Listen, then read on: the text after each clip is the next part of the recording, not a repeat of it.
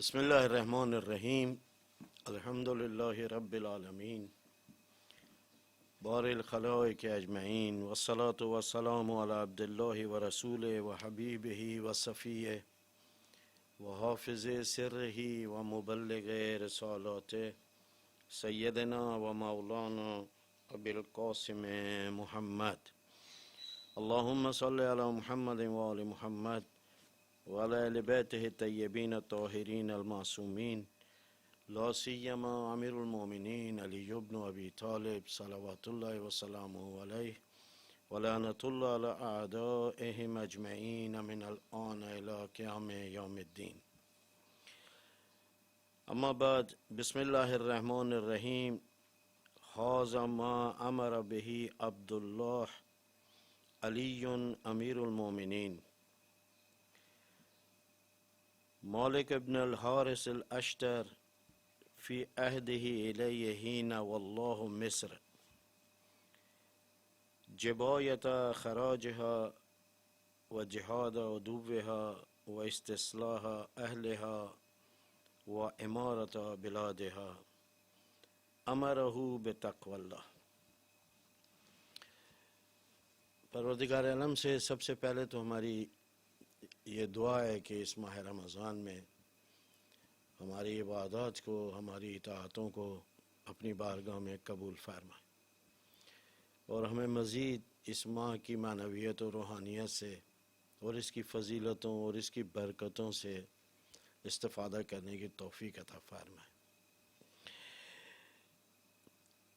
ہم نے کل ایک ایسے خط کو شروع کیا تھا کہ شاید جتنی آج اس خط کے مضامین پر عمل کرنے کی ضرورت ہے شاید کسی زمانے میں بھی نہیں تھی.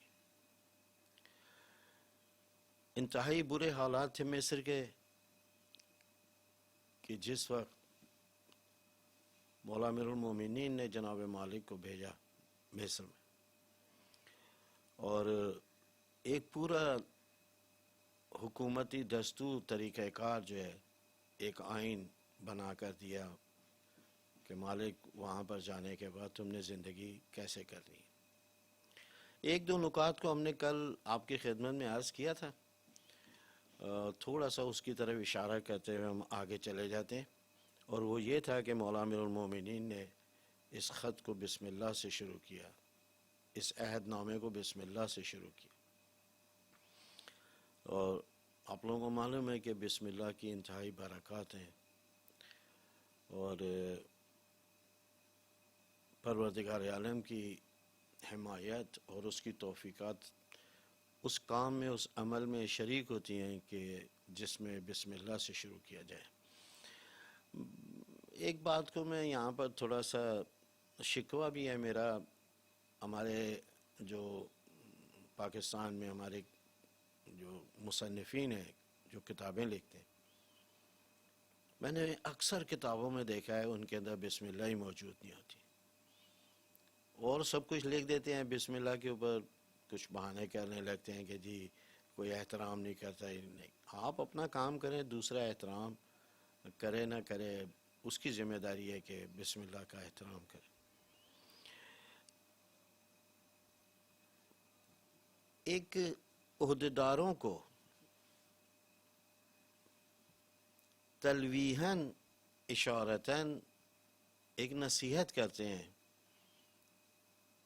کہ جب آپ لوگ کسی کو خط لکھیں تو اپنے عہدے گنوانے سے پرہیز کریں کہ میں کون ہوں، میں صدر ہوں، میں وزیر اعظم ہوں، میں وزیر اعلیٰ ہوں، بلکہ اعلیٰ ترین عنوان اور اعلیٰ ترین مقام جو ہے اس سے اپنا تعارف کرائیں. مولا نے فرمایا ھذا ما امر بہ عبد اللہ، یہ کسی خلیفے کا، کسی امام کا امر نہیں ہے تیری طرف، بلکہ یہ ایک اللہ کے بندے اور عبد کا ہے حکم جو تیری طرف میں بھیج رہا ہوں اور جو تجھے فرمان میں نے دیا ہے. یہ عبد خدا کا سب سے بڑا مقام عبد کا ہے.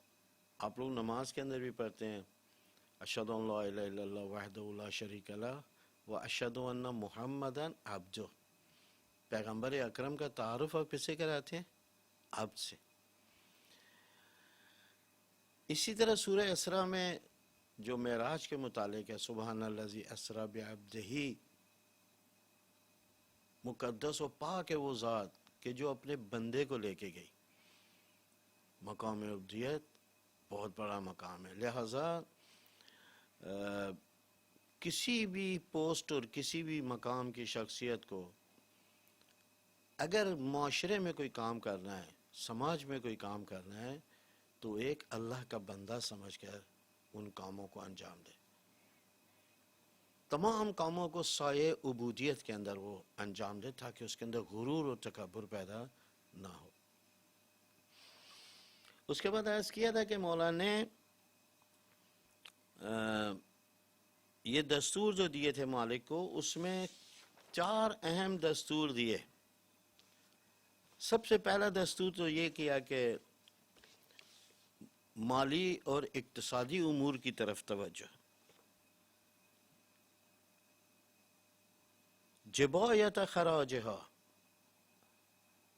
اس کو جو میں نے بھیجا ہے مالک تجھے، میں نے جو مصر کی طرف بھیجا ہے وہ اس لیے بھیجا ہے کہ تو وہاں پر جا کر خراج جمع کرے. اب آپ کو معلوم ہے کہ کسی بھی حکومت کی، کسی بھی ریاست کی بہت ساری جو ہے وہ بہت سارے اخراجات ایسے ہوتے ہیں کہ جو اس کے بس کی بات نہیں ہے کہ اس کو فراہم کرے. جیسے دفاع ہے، دفاع کے اندر اخراجات ہیں.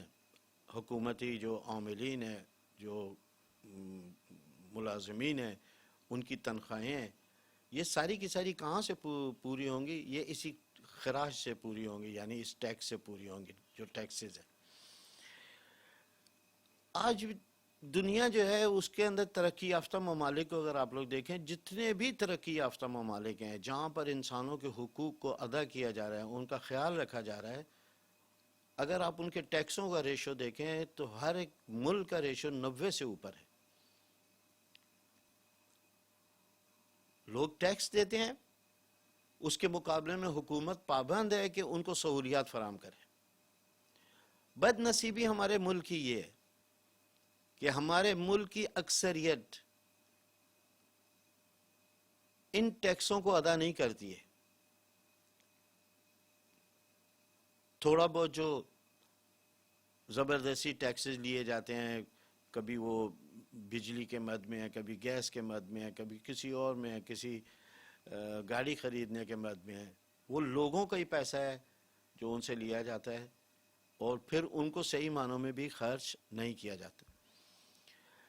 تو اگر کسی ملک کو خوشحال بنانا ہے، لوگوں کو پابند کرنا پڑے گا کہ وہ ٹیکسوں کو ادا کرے. لہذا مولا امیر المومنین نے کسی بھی بات کو کرنے سے پہلے مالک کو یہ ذمہ لگایا کہ مالک جاؤ جا کے ٹیکس ادا کرو، خراج.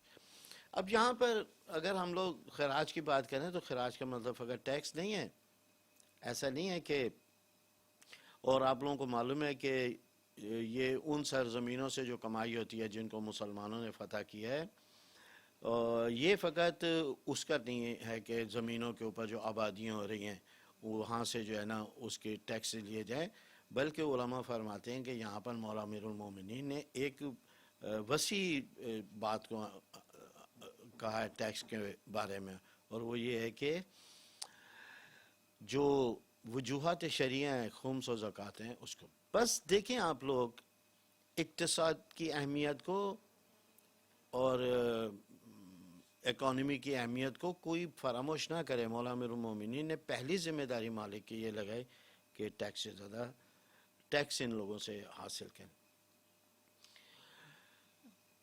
دوسری چیز جو مولا نے فرمائی وہ یہ ہے کہ دشمنوں سے لڑیں. دیکھیں عزیزو، اگر دشمن کی طرف سے آپ کو خطرات لاحق ہوں گے، آپ کبھی بھی اپنی عوام کو سکون و آرام نہیں فراہم کر سکتے. اگر دشمن کی طرف سے خطرات ہوں گے، کوئی شخص بھی ملک میں سرمایہ لگانے کے لیے تیار نہیں ہوگا. اگر دشمن کے حملے کا خطرہ رہے گا کوئی شخص بھی آرام سے اطمینان کے ساتھ کبھی اپنے کام کی طرف نہیں جائے گا. لہذا مولا امیر المومنین نے فرمایا کہ اپنے دشمنوں کے حملوں کو دفع کرو، ان کو شکست دو، ان کو ناکام بناؤ، تاکہ لوگ پورے سکون و آرام کے ساتھ اپنی معاشرتی ذمہ داریوں کو انجام دے سکیں، انتہائی سکون و آرام کے ساتھ اپنے کاروبار کو کر سکیں، ان کو اپنے سرمایے کے ڈوبنے کا اور تباہ ہونے کا خطرہ جو ہے وہ لاحق نہ ہو. اس صورت کے اندر کبھی بھی کوئی آرام سے کاروبار نہیں کر سکتا. بس دشمن سے خوف زدہ ہونا یعنی اور دشمن کے حملوں کا ہر وقت خطرے کا رہنا انسان کو کام کرنے کے جذبات سے اور انگیزوں سے جو ہے اس کو روک لے گا، اس کے اندر کام کرنا یا سرمایہ لگانے کا جو اس کا جذبہ ہے اس سے روک لے گا، وہ اس کو پورا نہیں کرے گا. لہذا دشمنوں سے لڑنے کا کہا ان سے لڑیں. وَجِهَادَ عُدُوِّهَا، جہاد کریں ان کے ساتھ، ان کو شکست دیں، اپنی سرزمین کی حفاظت کریں. جب آپ کے سرحدوں کی حفاظت ہوگی آپ کی عزت و ناموس کی حفاظت ہوگی، آپ کے پورے ملک کے سسٹم کی حفاظت ہوگی، سکون و آرام ہوگا معاشی. اور تیسری چیز جو مولا نے فرمائی کہ یہ اشارہ ہے کہ معاشرے کی جو لوگ ہیں، سماج ہیں، اجتماعی معاشرتی امور جو ہیں ان کی اصلاح کریں. معاشرتی امور یہاں پر کیا ہے کہ جب آپ معاشرے کے اندر اخلاقیات کو قائم نہیں کریں گے، ایک دوسرے کے احترام کے جذبات کو پیدا نہیں کریں گے، وعدوں کے اوپر عمل کو جو ہے وہ تقویت نہیں دیں گے، اس وقت تک جو ہے وہ معاشرے کی اصلاح نہیں ہو سکتی. معاشرے کی برائیاں انسان کی ترقی کے لیے رکاوٹ ہیں، ملک کی اقتصادیات کی ترقی کے لیے رکاوٹ ہیں. آپ لوگ آج دیکھیں ہمارے یہاں پر جو جرائم ہو رہے ہیں، اسٹریٹ جرائم ہو رہے ہیں یا دوسرے جرائم ہو رہے ہیں، اس کی وجہ سے کتنے لوگ ہیں کہ جن کا کاروبار جو ہے وہ متاثر ہو رہا ہے اور کتنا نقصان ہوا ہے، کتنے لوگ جو ہے وہ قتل کر دیے گئے، ٹارگٹ کر دیے گئے، ڈاکٹرز مار دیے گئے، انجینئرز مار دیے گئے. تو مولا امیر المومنین نے مالک کو فرمایا مالک تم جاؤ اور جانے کے بعد اس مصر کے جو لوگ ہیں ان کی اصلاح کرو، ان کی امور کی اصلاح کرو، ان کے جو ملکی نظام بگڑا ہوا ہے، وہاں کا نظام بگڑا ہے، دفاتر کا نظام بگڑا ہے، اداروں کا نظام بگڑا ہے، ان کو جا کر تم جو ہے اس کی اصلاح کرو. نہ فقط یہاں پر بعید ہے کہ مولا امیر المومنین نے فقط مادی امور کی اصلاح کی بات کی کہ ان کے مادی امور جو ہیں ان کی اصلاح کرو، ان کے کاروبار کی، ان کے مال و سرمایے کی یا اس قسم کی نہیں. مولا نے فرمایا استصلاح اہلہا، ان کی جا کر اصلاح کرو، یعنی معنوی اور روحانی طور پر اگر ان کے اندر کوئی خرابیاں ان کو بھی دور کرو. اگر اس معاشرے میں جھوٹ بولا جاتا ہے اس کی اصلاح کرو، اگر اس میں فراڈ کیا جاتا ہے اس کی اصلاح کرو. فقط مادی امور ہی نہیں کہ اقتصادیات کو لائن پہ چلا ہے. آج یورپ کا مشکل یہی ہے کہ یورپ کے اندر اقتصادی طور پہ تو وہ بہت ترقی کر گئے ہیں، امریکہ اقتصادی طور پہ تو بہت ترقی کر گیا، آسٹریلیا اقتصادی طور پہ بہت ترقی کر گیا، لیکن ان کے اندر کہاں معنویت اور روحانیت نام کی چیز ہی نہیں ہے. آپ لوگ آئے دن امریکہ جو اس وقت پوری دنیا کے اندر اپنے آپ کو ایک طاقتور اور سپر پاور کے عنوان سے جو ہے وہ ہر ایک کے اوپر جو ہے حکومت کرنے کی کوشش کرتا ہے اور ان کو کنٹرول کرنے کی کوشش کرتا ہے. آج امریکہ کے اندر ہر ہفتے آپ لوگ سنتے ہیں ایک انسان نے چاقو کے ذریعے اتنے لوگوں کو مار دیا، اس کو فائرنگ کر کے اتنے لوگوں کو مار دیا. تو جب تک کسی معاشرے کے اندر اقتصادی اور معنوی دونوں پہلوؤں سے انسان محفوظ نہ ہو اور اپنی اصلاح نہ کرے وہ ملک آگے نہیں بڑھ سکتا. فقط معنویت بھی کافی نہیں ہے، سارے کے سارے جا کے مسجد میں بیٹھ جائیں لیکن کام کوئی نہ کرے، ایسا نہیں ہے۔ مولا امیر المومنین علیہ السلام جتنی عبادات کرتے تھے اس کے ساتھ اتنی ہی اپنے روزگار کے لیے محنت بھی کرتے تھے، مزدوری بھی کرتے تھے۔ تو فقط یہ جو فرمایا کہ استصلاح اہلہا فقط امور اجتماعی اور سماجی امور کی اصلاح نہیں ہے، بلکہ اس کے اندر ان کے اخلاقیات کو سنوارنا بھی ہے، ان کو مہذب کرنا بھی ہے۔ جیسا کہ پیغمبر اکرم میں آنے کے بعد اس جاہل معاشرے کو نہ فقط اقتصادی طور پہ معنوی طور پہ، نہ فقط معنوی طور پہ اقتصادی طور پہ، دونوں حوالے سے ان کی اصلاح کی اور ایک مثالی ریاست جو ہے وہ مدینہ کو بنائے۔ اس کے بعد مولا فرماتے ہیں امرہ بتقوی اللہ۔ اب دیکھیں کہاں سے سب سے پہلا حکم جو شخصی حکم ہے، اجتماعی حکم نہیں ہے، یہ مالک کی ذات کو جو ہے وہ نصیحت کر رہے ہیں۔ مولا امیر المومنین فرماتے ہیں امرہ بتقوی اللہ، انہیں میں حکم دیتا ہوں کہ وہ اللہ کا خوف کریں۔ یہ تقوی کیا ہے؟ سب سے اہم چیز کسی حکومتی عہدیدار کے لیے اوپر سے لے کے نیچے تک،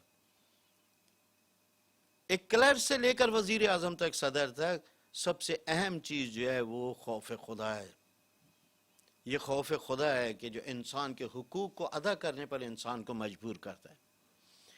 خوف خدا تقوی کے متعلق اتنی گفتگو ہے، تقریباً اگر نہج البلاغہ کو ہم لوگ دیکھیں، نہج البلاغہ کا 70 سے 80% جو حصہ ہے وہ اخلاقیات پر ہے اور تقوی کے اوپر ہے۔ اور آپ لوگوں کو معلوم ہے کہ متقین کی صفات کے اوپر مولا نے پورے خطبہ ارشاد فرمایا جو خطبہ حمام کے نام سے مشہور ہے۔ ایک دو روایات کو میں آپ کی خدمت میں عرض کروں، آیات اور تقریباً بے شمار آیات قرآن ہے، اتقوا اللہ اتقوا اللہ، اللہ سے ڈرو اللہ سے ڈرو۔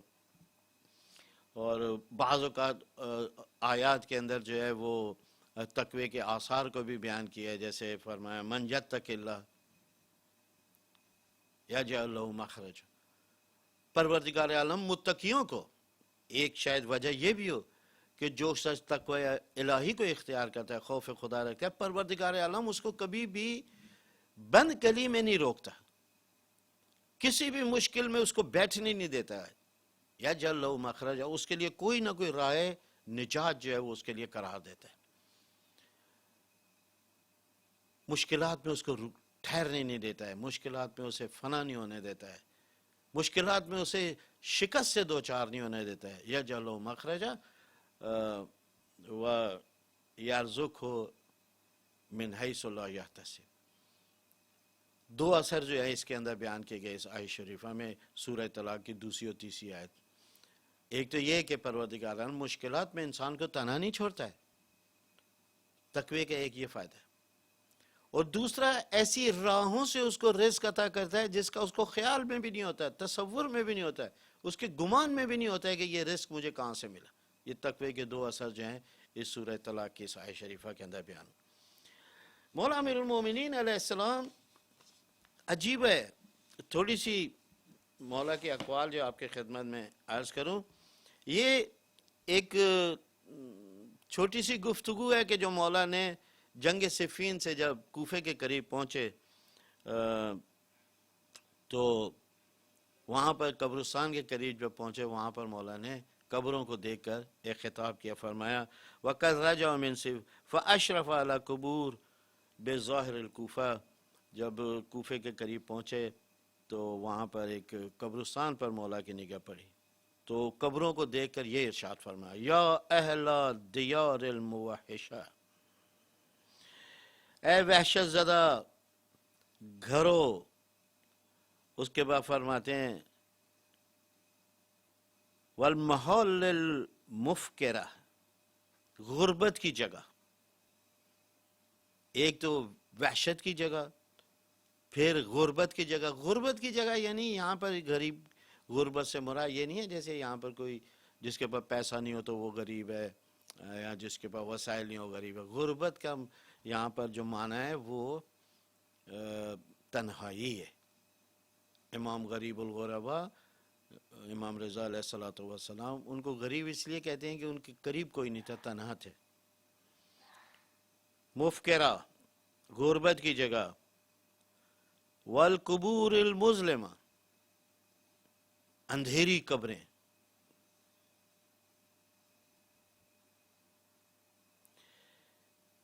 انتم لنا فرتن سابقون،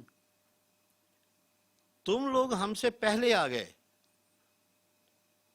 ہم بھی ان قریب تم سے آ ملیں گے. وَنَحْنُ لَكُمْ تَبَعٌ لَاحِقٌ، ان قریب ہم بھی تم سے آ کر مل جائیں گے. ثم التفت الى اصحابه فقال، کہا کہ مولا نے فرمایا کہ اپنے اصحاب کی طرف متوجہ ہو، فرمایا قال اما لو اذن لهم الکلام لا اخبروکم ان خیر الزاد التقوی. اس کی طرف رخ کر کے فرمایا کہ اگر ان کو بولنے کی اجازت مل جائے تو تمہیں یہ اندر سے ایک خبر دیں گے، اور وہ یہ ہے ان خیر الزاد التقوی. اگر اس اندھیری قبر میں، اس غربت کی جگہ میں اگر کوئی چیز کام آنے والی ہے تو وہ تقوی ہے، ورا ہے، تقوی. اب تقوی کی اہمیت کو مولا جو ہے وہ اس حدیث میں فرماتے ہیں اتقوا اللہ فی عبادہ و بلادہ فإنکم مسئولون حتی عن البقاء والبہائم. مولا فرماتے ہیں کہ خوف خدا پیدا کرو اللہ کے بندوں کے متعلق، اپنے گھر والوں کے متعلق، دوستوں کے متعلق، شہر والوں کے متعلق. آیا وہ واقعا ان کا حق ادا کیا ہے یا نہیں کیا؟ فَإِنَّكُمْ مَسْئُولُونَ اتقوا اللہ فی عبادہ وبلادہ. آج تک کسی کو یہ نہیں معلوم ہوا کہ شہروں کے بھی حقوق ہیں. کافی میں یہ ماحولیات کے سیمینارز کے اندر گیا، میں نے وہاں پر کہا کہ تم لوگ جو ہے وہ شہروں کے متعلق فقط ایک نظر رکھتے ہو کہ جی شہروں کی اہمیت ہے، اس کو صاف ہونا چاہیے، لیکن ہماری اسلامی تعلیمات کے اندر خصوصاً مولا امیر المومنین علیہ السلام کے کلام کے اندر اس کی بڑی اہمیت بیان کی گئی ہے شہروں کی. میں ایک دو روایات آپ کی خدمت میں پڑھوں مولا امیر المومنین کی، بڑی سننے والی روایات. مولا فرماتے ہیں امرت البلدان بحب الاوطان. مولا فرماتے ہیں شہروں کے متعلق تقوی پیدا کرو، اور شہروں کو کوئی چیز آباد نہیں کر سکتی ہے، شہروں کو فقط شہر سے محبت ہی آباد کر سکتی ہے. وہی لوگ شہروں کو صاف رکھیں گے، وہی لوگ شہروں کے حقوق کو ادا کریں گے، وہی لوگ شہروں کی حفاظت کریں گے، وہی لوگ شہروں کو ترقی دیں گے جو اپنے وطن سے محبت کرتے ہوں گے. آج اگر ہمارے شہر اجڑے ہوئے ہیں، یہ اس بات کی دلیل ہے کہ ہمیں اپنے وطن سے محبت نہیں. آج کس طریقے سے یہ کرسی کے اوپر لڑ رہے ہیں. کبھی ان لوگوں نے یہ بھی سوچا ہے کہ کتنے لاکھ انسان جو ہے وہ رات کو بھوکے سوئیں گے. آج کراچی شہر کے اندر جس طرح جاؤ، روڈ کے اوپر کھڈے ہیں، روڈیں ٹوٹی ہوئی ہیں، کچرا اڑ رہا ہے. یہ اس بات کی دلیل ہے کہ ان کے حاکموں کو اپنے وطن سے محبت نہیں ہے. آپ لوگ اپنے گھروں کو دیکھیں، جس شخص کو گھر سے اپنی محبت ہوتی ہے وہ ماسیوں کو بھی رکھتا ہے، صفائی بھی کراتا ہے، نوکروں کو بھی رکھتا ہے، اگر خود نہ کر سکے نوکروں کے ذریعے، ماسیوں کے ذریعے. ایک ایک چیز کو ہفتے میں نہیں بلکہ ہر روز ایک ایک چیز کو صفائی کراتے. کیوں؟ اپنے گھر سے محبت ہے. انسان کو جب تک اپنے وطن سے محبت نہیں ہوگی کبھی بھی اپنے شہروں کی حفاظت نہیں کر سکے گا. یہ ہمارا موضوع نہیں ہے، اس کے اوپر ابھی ہم لوگ اتنی گفتگو نہیں کرنا چاہتے. ایک اور روایت مولا امیر المومنین علیہ السلام سے کہا کہ انسان کی بزرگی اور انسان کا شرف 3 چیزوں میں ہے. اسی کے اوپر میں آج کی اس گفتگو کو ختم کر دوں گا اس روایت کو. مولا فرماتے ہیں من کرم المرء بقاؤہ علی ما مضی من زمانے. انسان کی بزرگی کی ایک دلیل یہ ہے کہ اپنے گزرے ہوئے زمانے کے اوپر گریہ کرتا ہے. کاش میں اس سے استفادہ کر لیتا، کاش میں اس کے اندر خدا کی عبادت کر لیتا، کاش میں اس گزشتہ زمانے کے اندر جو ہے میں لوگوں کے لیے کوئی خیر کا کام کر لیتا، کوئی صلاح کا کام کر لیتا. بکاؤ والا ماں من زمان. وَحَنِينَهُ إِلَىٰ أَوْطَانِهِ. دوسری چیز انسان کی بزرگی اور شرف اس میں ہوتا ہے کہ وہ اپنے وطن سے محبت کرتا ہے، اپنے وطن سے پیار کرتا ہے. مولا امیر المومنین انسان کی بزرگی کی علامت بتا رہے ہیں، نشانی بتا رہے ہیں اپنے وطن سے محبت کرنا. وَحِفْظُهُ قَدِيمَ إِخْوَانِهِ.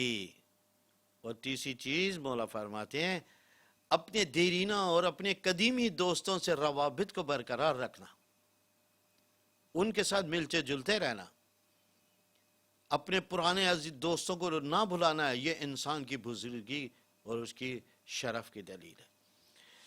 کافی ہے میرا خیال، اگر ہم وطن کی گفتگو کے اوپر جائیں تو بڑی طویل ہے، لیکن مولا امیر المومنین نے فرمایا کہ شہروں کی آبادی کا انتظام کر اور خوف خدا. بس انشاءاللہ پروردگار عالم سے ہماری دعا ہے کہ اس ماہ رمضان میں ہمیں صحیح معنوں میں تعلیمات اسلام و اہل بیت سے استفادہ کرنے کی توفیق عطا فرمائے. یہیں پر ختم کرتے ہیں کہ مولانا نے دشمنوں سے لڑائی، رعایا کی فلاح و بہبود اور شہروں کی آبادی کے انتظام کے لیے ارشاد فرمایا، اور اس کے بعد فرمایا امروا بتقوی اللہ. وصلی اللہ علی محمد وآل بیتہ الطیبین الطاہرین.